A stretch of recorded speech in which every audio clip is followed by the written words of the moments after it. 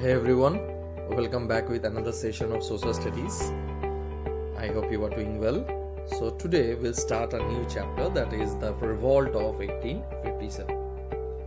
Okay, so we'll talk about India's freedom struggle. Okay, so let's begin. Now we all know that India has got trade relations with other countries, and it's not from now, it's since ancient times. Alright, before even the Britishers came in. Like, India was famous for its spices, perfumes, cotton, silk clothes, and different precious stones. Alright, now these things had great demand in the European markets. Alright, so in the year 1498, the famous Portuguese explorer Vasco da Gama discovered a sea route to India. Alright, now these proved to be the turning point in India's trade relations with Europe. How? Now Vasco da Gama, he landed at Calicut in Kerala. You can see the sea route which that was followed by Vasco da Gama. This is the whole sea route. Okay, like he landed in at Calicut in Kerala, and he got the permission to carry out trade. Now later, the Portuguese established political power in Calicut, Goa, Daman and Diu. Alright, so all these areas, they established their political power. Now their main centers were located on the western coast of India. So basically, all their centers were in the coastal areas. Alright, western coastal areas. Now soon, after the Portuguese came in, soon other European powers also followed the path of Portuguese, and they came to India. Now they included like the Dutch, French, and the British. Now among them, the British were the most powerful.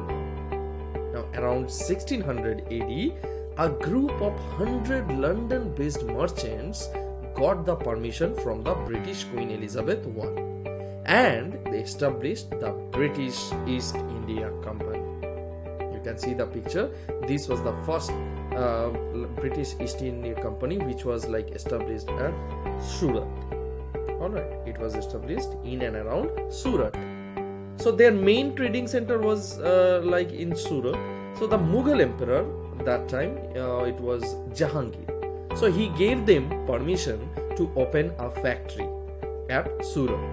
Now later, slowly, they established their trading centers at Bombay, that we know it as Mumbai, Kolkata, and Chennai. So in all these areas, slowly they established their factories and trading centers.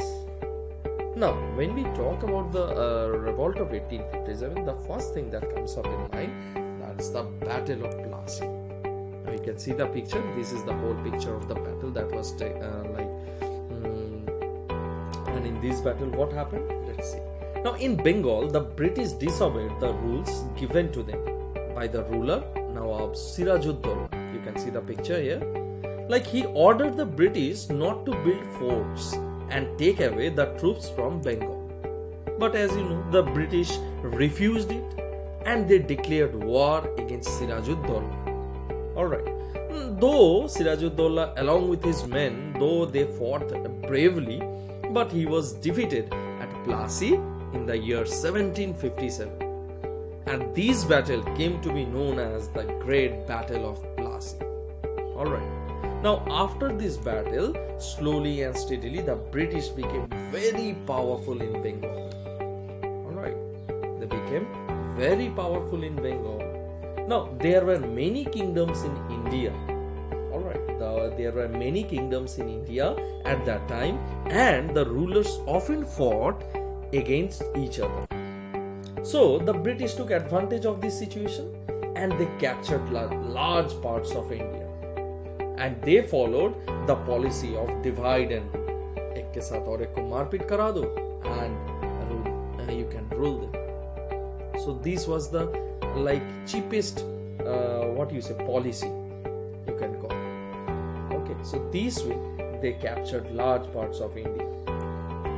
So as the Britishers captured the large parts of India, so they they made different kinds of rules and regulations, alright, and they were simply unjust to the men, to our people.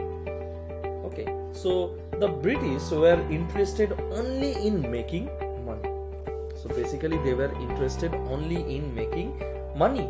Now they forced Indian farmers to grow crops like cotton and indigo needed for their industries. Okay, now the Indians, and they were not allowed to sell these crops to anyone else, not to anyone. Now the British, what happened? The British gave very low prices for the crops, and thus the Indian farmers became very poor. So the British brought machine-made clothes from England and they started to sell them in the Indian markets. Okay, now the Indian weavers could not compete with the machine-made goods quite naturally. The machine-made goods will be much more comfortable and better in quality and quantity. So they could not compete with them. So this led to the failure of Indian traditional industries. Now what happened? The Indian farmers had no other choice but to sell their cotton to the British at very low prices. Okay, so they never allowed the Indians to start their own mills and factories.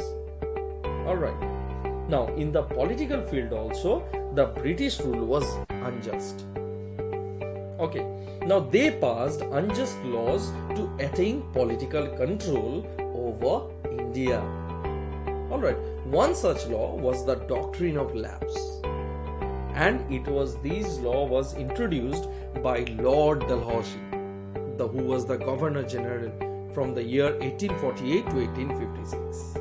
Now he devised the doctrine. Okay. Now this law stated that if a king did not have a son, after his death, his kingdom would be taken over by the British. As simple as that. Okay. Now they imposed heavy taxes on the farmers also. So all these things, the people were very much frustrated with all these kinds of laws, unjust laws you can call. So in short, we can call all the Indians became dissatisfied with the British rule after all these incidents and all these rules and laws. So slowly and steadily they wanted the British rule to come to an end. Alright, and this paved the way for the revolt of 1857. Now the year 1857, basically it's a landmark in the history of India. Now this year witnessed the first war of Indian independence, and also it's called the revolt of 1857. Alright, now the revolt was started by the Indian soldiers who were serving the British army. Alright, now the Indian soldiers refused to use the guns because they heard that the new cartridges were greased with the fat of cows and pigs. You can see the pictures, and these cartridges, these hurt the feelings of the Hindus and Muslim soldiers. Alright, now as this hurt the feelings of the Hindus and Muslim soldiers, the revolt started. Now the first revolt, it started at Meerut, where the soldiers refused to use the cartridges. Okay. Now slowly and steadily it spread to the northern and the central India. Okay. Now there the soldiers were joined by the farmers, craftsmen and other sections of the Indian society. Alright. So they proclaimed Bahadur Shah Jafar as the emperor of India. Now when all of them came together, and slowly when we talk about this revolt, so the leaders of this revolt, so as this revolt started from different small places and different leaders came up. Okay, so the main leaders of this revolt were, first and foremost, it was Mangal Pandey, Nana Sahib, Tatia Tope, they were from Kanpur. Alright, like Rani Lakshmi Bai at Jhansi, Begum Hazrat Mahal of Awadh, Kunwar Singh. So all these were the great leaders of this revolt. Now, however, when we talk about them, the British turned this revolt of 1857 as the Mutiny of 1857. Okay, but as you know, this revolt was not so much strong because the Britishers, they had like upgraded missionaries, upgraded weapons and all, and our Indians, they did not have so much things. So basically the revolt, they could not continue this revolt for a long time. Alright, so we will talk about that also. So let's talk about these results of the revolt of 1857. So when we talk about the results, so as I said, like they couldn't continue this revolt for a long time. Like since the British had more soldiers and better weapons, they suppressed the revolt basically. Okay. Moreover, the revolt failed as it did not spread to all parts of India, only in the northern and the central India. That was also a big issue. Now it did not receive support of all people. Yes, few people supported and few of them were very much afraid of the British. So that's why they did not get support of all the like kings and other. So this was also a big issue. So there were insufficiency of money and weapons to fight such a huge power of the British. So that's why these are all the reasons why the revolt of 1857 was like not so much big one.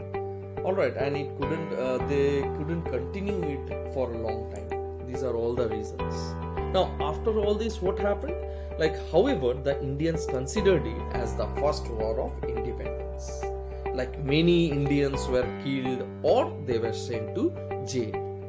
And all these things, like it was like Bahadur Shah Jafar, who was the Mughal emperor at that time, he was forced to leave India. You can see the picture here. So where Bahadur Shah Jafar, he is like arrested and he is forced to leave India. But this mutiny, whatever we call it, the revolt or this mutiny of 1857, these united the Indians against the British. We all came together. Alright, now the rise of nationalism was an important result of this revolt. And people wanted to become free. And they understood that it's not done. The British will not allow them to live freely. So they wanted to become free. So the revolt marked the end of the rule of British East India Company. So it was the beginning of the end of the British East India Company. Alright. Now after this revolt, what happened? The British Queen directly started to rule India through her representative, and their representatives were called the Viceroys, or we can call them as the Governor General. Alright. So these are all the stories about the revolt of 1857. That's it for today. I hope you have liked it. So there are lots of stories. We'll discuss it afterwards. So until the next time, bye bye.